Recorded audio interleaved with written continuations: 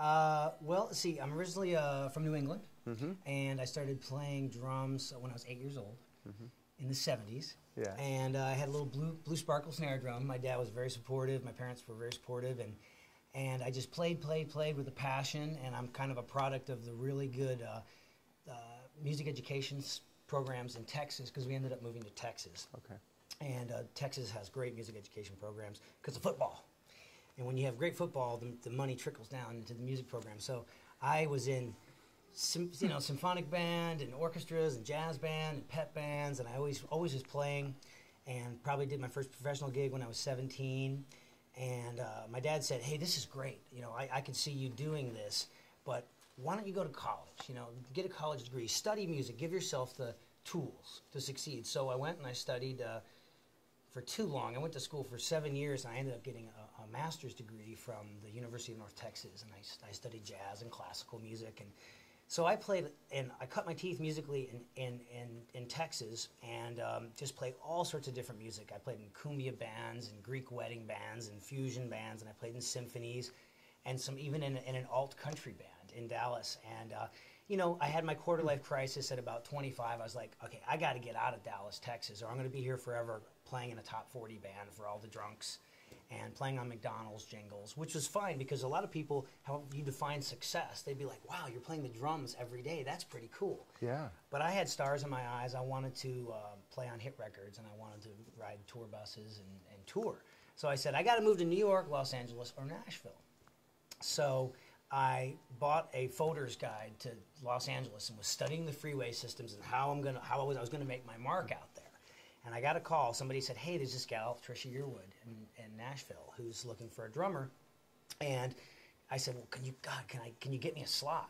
He said, "Yeah, send your cassette demo to the band leader." And this band leader heard hundreds of drummers, and he's like, "Dude, we got to whittle down to 10 guys, and you're one of the guys. We don't know who the heck you are, but if you can cover your air flight and your travel and your accommodations, we'll come in and we'll hear you." And I did great. I had a good audition. It came down to me and a guy that lived in Nashville. But the people on the audition were impressed with my drumming, and they said, "Hey, there's this gal, Dina Carter, Strawberry Wine era, looking for a drummer." Went and did that audition. Came down to me and another guy who lived in Nashville that got the gig. And those guys were nice enough to turn me on to audition with Barbara Mandrell. I went and I did the same thing. And I just had an epiphany. It was like, I'm not getting these jobs because I don't live in Nashville.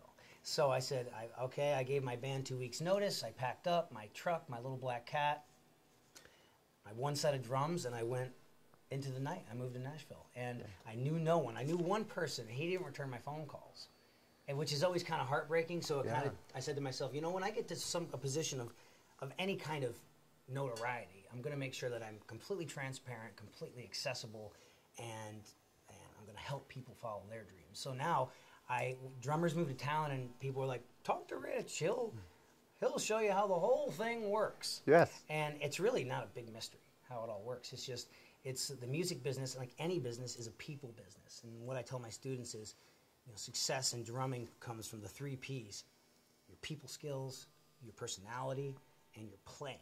And your playing you're expected to play at a high level. But that's almost last on the list. That's expected of you. It's really your people skills and your personality that come into play. And so I moved here on a Tuesday, and I was old school, man. I got out the yellow pages, and I looked under musicians and entertainers, and I cold called everybody: jugglers, mimes, churches.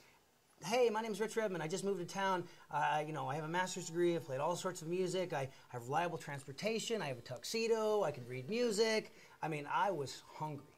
I was ready to work. Yeah. And somebody hired me for Saturday night. So I moved here on a Tuesday, and I had a job with a wedding band on Saturday night. And that I had officially, in 1 week, kicked open the doors to Nashville. It wasn't glamorous by any means, but I was paying my bills, playing music. And that's the thing about playing music.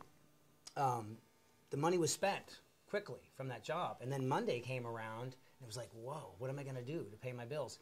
So you do what every struggling musician does. You wait tables, you do courier services, you make copies, you substitute teach, and I took every drumming job that came along. I did 1 million free demos and pool parties and weddings and bar mitzvahs and played free showcases for indie artists. And someone said, "Can you play the drums?" Yeah, yes. And I showed up and I did the job. I tried to play 150%, smiled, was on time, had a business card, had a demo reel, and I kept in touch with everybody that was involved with that day, and I still keep in touch with those people 13 years later.